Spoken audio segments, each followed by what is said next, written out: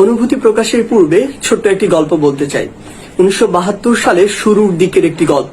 দিনটি ছিল শনিবার, বৃষ্টি স্নাত একদিন।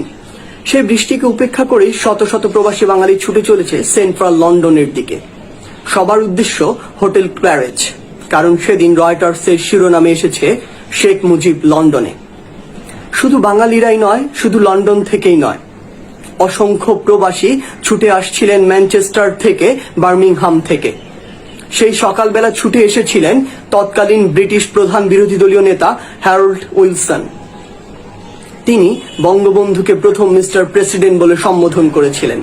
শুধু তাই নয়, সেদিন রাষ্ট্রীয় সফর সংক্ষিপ্ত করে লন্ডনে ছুটে এসেছিলেন তৎকালীন ব্রিটিশ প্রধানমন্ত্রী এডওয়ার্ড হিথ।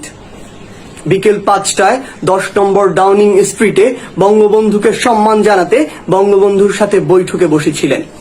বৈঠক শেষে যখন বঙ্গবন্ধু তার গাড়িতে উঠবেন, তখন ব্রিটিশ প্রধানমন্ত্রী নিজে সেই গাড়ির দরজা খুলে দাঁড়িয়েছিলেন।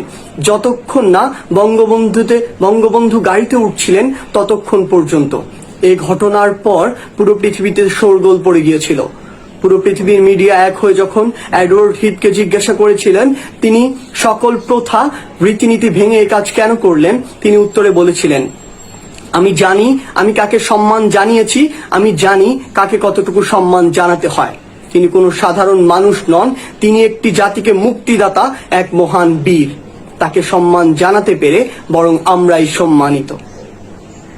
আজ সেই বঙ্গবন্ধুর জন্ম শতবার্ষিকী মার্চ মাস, যে মার্চ মাসের 7 তারিখে 1971 সালে তার একটি তর্জনীর হুঙ্কারে পুরো 7.5 কোটি বাঙালি ঝাঁপিয়ে পড়েছিল যুদ্ধে।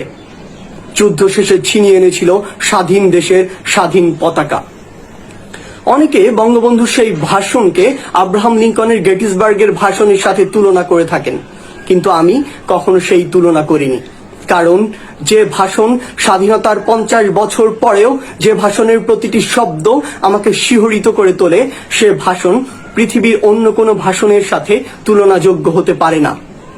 তাই তো আহমদ ছফা যথার্থই বলেছিলেন। তিনি বলেছিলেন, বাঙালি জাতির শ্রেষ্ঠ কাব্য বলাকা, সোনার তরী কিংবা গীতাঞ্জলি নয়। বাঙালি জাতির শ্রেষ্ঠ কাব্য আর দাবায় রাখতে পারবা না। যে মানুষটি জীবন ও যৌবনের 14 বছর জেলে কাটিয়ে দিয়েছেন শুধুমাত্র এই বাঙালি জাতির মুক্তির জন্য, সেই মানুষটির বুকে শরীরে 18টি গুলি করে ঝাঁঝরা করে তার প্রতিদান আমরা দিয়েছি।